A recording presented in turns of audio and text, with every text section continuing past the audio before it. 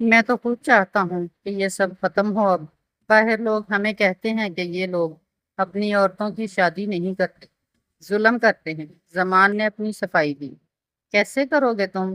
آنکھیں اور کان بند کر کے؟ گھر میں کوئی آیا گیا تمہیں پتہ نہیں چلا؟ نور شاہ غصہ ہو گئے۔ زمان کا سر جھک گیا، پھر دائیں بائیں حرکت کرنے لگا۔ عجیب احساس ہو رہا تھا کہ اتنی اہم بات اسے پتہ نہیں چلی۔ میں نے تمہیں بتایا نا کہ بہت سرچ ہے میری ان سب پر۔ تمہیں کہا ہوگا کہ منور کے گھر والے ایسے ہی چکر لگانے آئے تھے۔ نور شاہ نے استفہامیہ نظروں سے دیکھا۔ ہاں، زمان نے سر جھکا کر جیسے اعتراف کیا۔ اور میں نے جو تمہیں سبق پڑھائے تھے ان کا کوئی اثر نہیں ہوا تم پر؟ نور شاہ تلف ہو گئے۔ بھا، ذہن میں یہ بات آئی ہی نہیں، اور آپ بھی تو گول گول باتیں گھما کر کرتے ہیں۔ ایک ہی دفعہ بتا کیوں نہیں دیتے سب؟ جیسے سسپینس والی مووی ہو کوئی، سب باتیں ڈھکی چھپی سی۔ زمان نے ناراض نظروں سے انہیں دیکھا۔ برہم رکھنا چاہتا تھا میں ان کا جو گزر گئے، جو گزرنے والے ہیں، پر میرا خیال ہے اس برہم سے زیادہ ضروری اب اگلی نسل کی زندگی ہے۔ منور کے بھائی تصور کے بیٹے کی خوشی تھی، اس اتوار کو رکھی تھی، پر بڑی بی بی کے انتقال کی وجہ سے اب 40ویں کے بعد ہی ہوگی، اور یہ موقع استعمال کریں گے تمہارے گھر والے۔ وہ کیسے بھا؟ زمان جی بھر کے حیران ہوا۔ 32 سال کا ہو گیا ہے تو ذمی، اور گھر والوں کو بھی نہیں سمجھ سکا؟ چچا، نور شاہ نے تعصب سے اسے دیکھا۔ زمان سخت شرمندہ ہوا۔ آپ نے مجھے شرمندہ کرنے کے لیے اتنی دیر سے روکا ہوا ہے؟ وہ ناراض نظر آنے لگا۔ نہیں، تیری نظر اتارنی تھی مجھے، بڑا ذہین تیری نظر اتارنی تھی مجھے، بڑا ذہین ہے نا، کہیں نظر ہی نہ لگ جائے۔ اب غور سے بات سن میری، اور شہر جا کر ان کو بھولنا مت۔ نور شاہ نے تنبیہ کی۔ زمان اسبات میں سر ہلانے لگا۔ بڑے سے صحن میں شام اترنے لگی تھی۔ ستمبر کا وسط تھا، ہوا ابھی بھی گرم تھی۔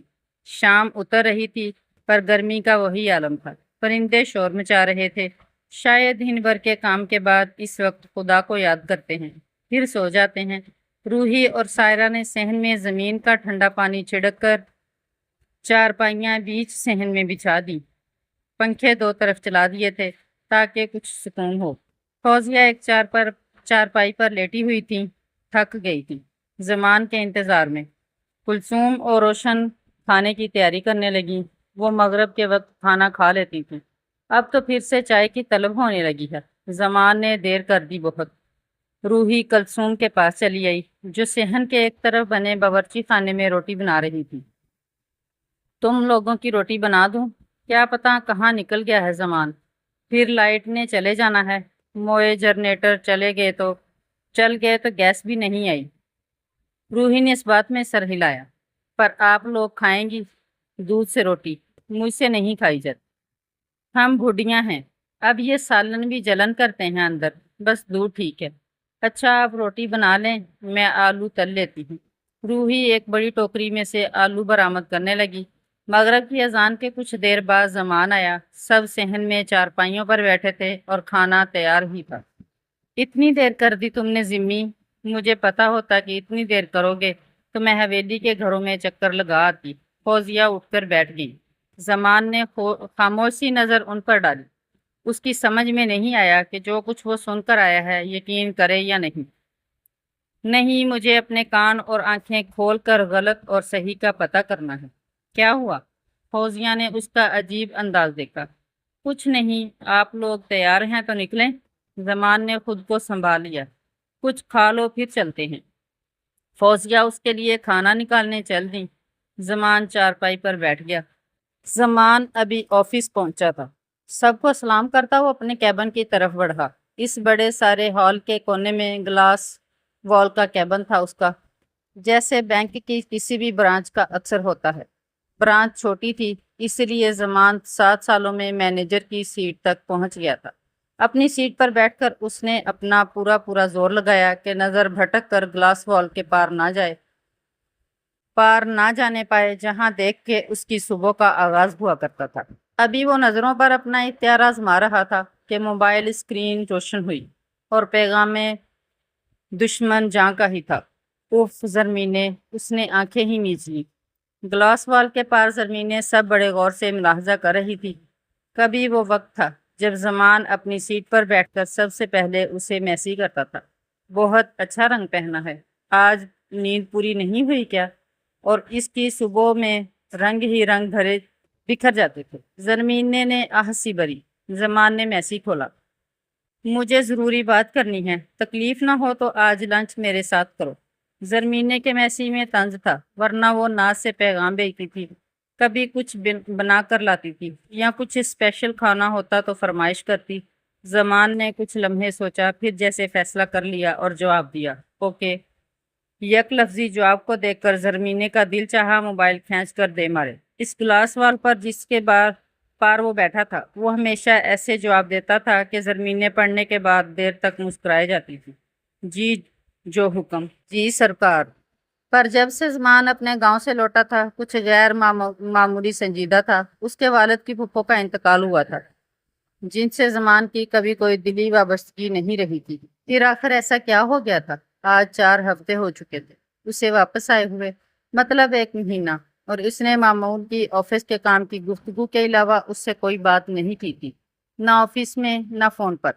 बहुत ज़्यादा बात तो उनमें पहले भी नहीं थी, क्योंकि शाम 5 बजे तक वो लोग वैसे भी ऑफिस में होते थे। फिर घर पहुंचकर ज़रमीन घर के थोड़े बहुत काम करती, और बात उसकी वालदा बहुत कड़ी निगाह रखती थी इस पर और उसकी छोटी बहन और भाई पर, और यही वजह थी कि अभी तक वो ज़मान के मामले में उनसे कोई बात नहीं कर सकी थी। उसके वालिदैन को एक रिश्ता उसके लिए बहुत पसंद आ गया था और वो बात पक्की करना चाहते थे। अब ज़मान के वालिदैन को आ जाना चाहिए उसके घर, ताकि वो कुछ तो कहने के काबिल हो। 3 साल से वो इस बैंक में नौकरी कर रही थी। अब उसके वालिदैन उसकी शादी में और देर नहीं करना चाहते थे। इससे पहले भी कई रिश्ते आए ज़रमीने के लिए, पर बात इतनी आगे नहीं गई। वो काम नहीं कर पा रही थी। बहुत कोशिश के बावजूद भी वो समझने से कासिर थी कि फाइल में क्या लिखा है। बिलाखिर उसने फाइल बंद कर दी और कुर्सी पर सर टिका दिया। इसकी आंखों में नमी जमा होने लगी। वो जब्त करने लगी, एक ही हाल में जहां आपके और भी कोलीग्स बैठे हों, वहां अपने इंतहाई एहसासात को छुपाना 5 दफ़ा मुश्किल तरीन काम होता है, और ना ही सामने वाले कम जहन होते हैं कि समझ न सकें। हाँ, इतना एहसान ज़रूर करते हैं कि बिला वजह किसी के मामले में मुदाखलत नहीं करते आज के लोग। ज़रमीन ने जब आंसू रोकने में बेबस हुई तो मेज़ पर बाजू रखकर उस पर सर टिका दिया। ज़मान किसी क्लाइंट से बात कर रहा था। उसकी नज़र भटक कर ज़रमीन तक चली गई। उसे इस तरह निढाल देखकर दिल डूब सा गया।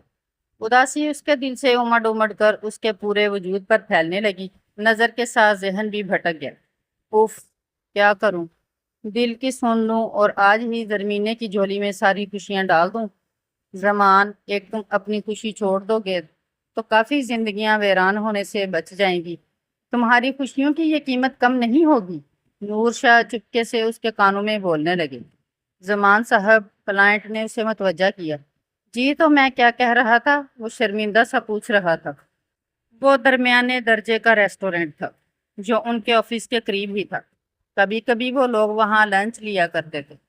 ज्यादातर और भी कोलीग्स साथ हुआ करते थे, पर आज वो दोनों ही थे। जरमीन ने बहुत गहरी नजरों से उसे देख रही थी। उसने जमान से उसके गुरेज की वजह पूछी थी। जमान ने दिल में सारे सूद और ज़ियां कर रखे थे। इतने दिनों से वो यही तो कर रहा था। उसने गहरी सांस ली और जरमीने की आंखों में देखा। जो कुछ मैं तुम्हें पहले बता चुका हूँ जरी, वो सब अब मुमकिन होता जा रहा है। पहले नामुमकिन लग रहा था। अगर मैं अभी खुद गर्ज हो गया तो मेरी बहनों का क्या होगा? मैंने तुमसे छुपाया कुछ नहीं, अब भी नहीं छुपा रहा। मुझे राह नजर आने लगी है। जरमीने का दिल डूब गया। तो क्या ये जरूरी है कि तुम अपनी खुशियों की भेंट चढ़ाओ? ये सब उसके बिना भी हो सकता है। देखो, मैं अभी सोच रहा हूँ कोई ऐसा हल कि सब ठीक हो जाए, लेकिन चांसेस कम हैं। मैं तुम्हें अंधेरे में नहीं रख सकता। जमान उसकी आंखों में देख नहीं पा रहा था, और वो आंखें भी नहीं झपक रही थी। वो आंखें जिनमें आस थी और वो उम्मीद की कोई किरण चाहती थी। तुमने कहा था कि तुम्हारी बहनें शादी नहीं करना चाहती हैं। इतने साल हो गए हैं। तुमने कितनी कोशिश की है, कोई रिश्ता नहीं हो सका। اب تو کافی وقت سے تم نے بھی ان کی شادی کی کوئی بات نہیں کی۔ تم نے نوٹس نہیں کیا کہ میں نے اپنی شادی کی بھی کوئی بات نہیں کی؟ وہ سناٹے میں آ گئی۔ ہاں واقعی اس نے اپنی شادی کی بھی کوئی بات نہیں کی۔ نمی اس کی آنکھوں میں پھر سے جمع ہونے لگی، اور زمان سے یہ نمی چھپی تھوڑی تھی۔ وہ سخت ہونا چاہتا تھا پر پگھلنے لگا۔ دیکھو تم رونا مت، میں تمہیں کیسے اپنے آسرے میں بٹھا دوں؟ اگر 1 سال اور گزر گیا اور پھر میں تم سے کہوں کہ میں نہیں کر سکتا تم سے شادی، تو اور تمہارے والدین، ان کا کیا قصور ہے کہ وہ پریشان ہوں؟ زرمینے نے شکایتی نظروں سے اسے دیکھا۔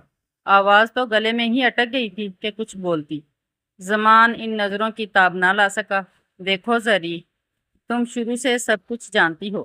تم میری جگہ خود کو رکھو اور سوچو، تمہیں کوئی بھی اچھا لڑکا مل سکتا ہے۔ زمان نے بہت دل مار کر کہا۔ کوئی بھی تو نہیں چاہیے تھا مجھے، وہ بڑبڑائی۔ زمان اسی لیے اتنے دن سے کترا رہا تھا کہ اس کے سامنے بیٹھ کر کسی کو دور ہو جانے کا کہنا ایک دشوار کام تھا، جان لیوا۔ میز پر پہلا قطرہ زری کی آنکھوں سے گرا تو وہ زج ہوا۔ یار میں کہہ رہا ہوں کہ رونا نہیں، تم کیوں میرا امتحان لے رہی ہو؟ میرے اختیار میں رونا ہی ہے، یہ تو کرنے دو مجھے۔ رونا ضبط کرتے کس مشکل سے یہ الفاظ زرمینے نے کہے، وہی جانتی تھی۔